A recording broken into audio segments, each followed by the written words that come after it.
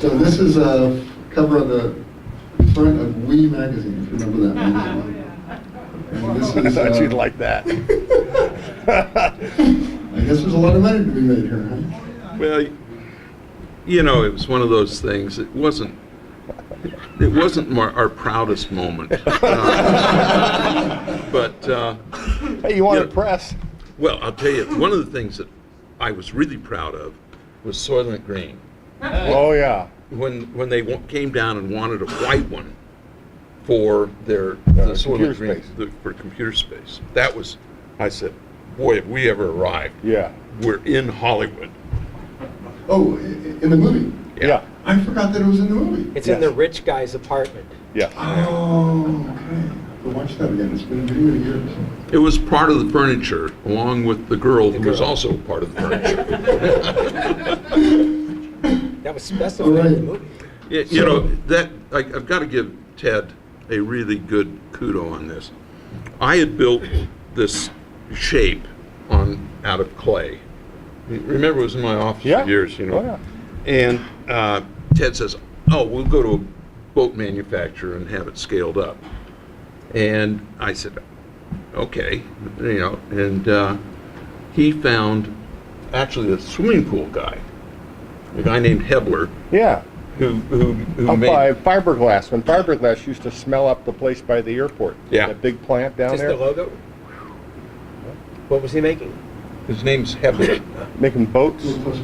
Yeah, Boats. Hebler. Jim And- Hebler, yeah.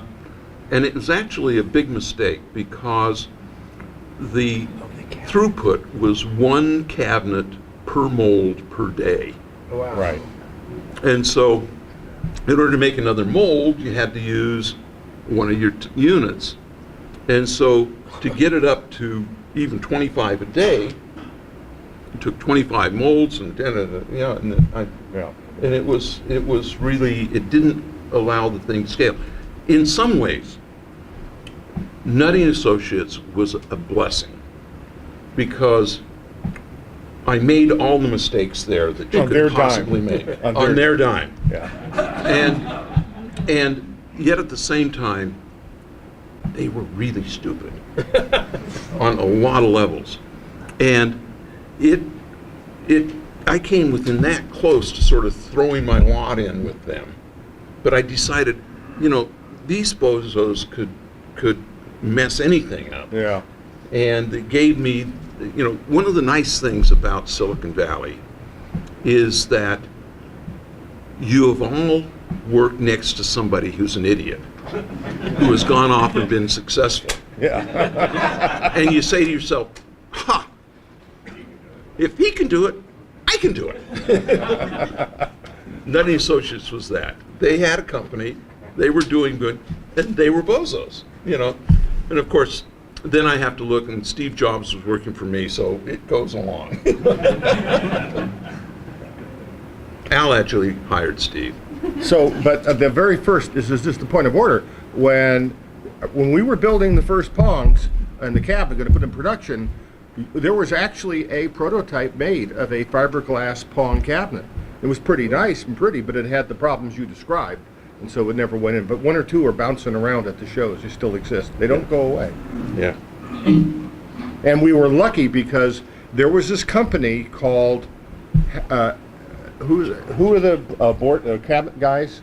Hurlbut, P.S. Hurlbut, right over here in Santa Clara. And they were out of capacity, and they had a aircraft router thing, and they could spit these cabinets out. They could design them for us, and boy, that was, you know, because we couldn't do that. I mean, the best we could do was sitting over at the Computer History Museum falling apart. This thing was a decent cabinet. It could provide shipping, and it was a fair price, a few $100, and boom. And the only other thing you It need. wasn't even a few $100. It was 162. Wow. And the other component in the Spot Pong on the top for beer. Yeah. was flat. You could put cigarettes and beer on the top. Yeah, that was important. And it had the only other key component was the monitor, the display. And so there's a logic board that I designed. Used a lot of TTL parts, about 70 TTL parts. And the monitor, Motorola made monitors, but they were those green things in airports back in the 70s that never worked. and they charged $400 for them. And I said, bullshit, I'll just go to the Walmart and buy a little black and white Hitachi TV, turn it into a monitor, and put them in there. And they were held in with a board, a stick kind of held them in, and that's what we used. And so consequently, we had lots of leftover UHF antennas and earphone jabs, you know. It was probably Kmart at that time, right? It's a Walmart, it was Kmart?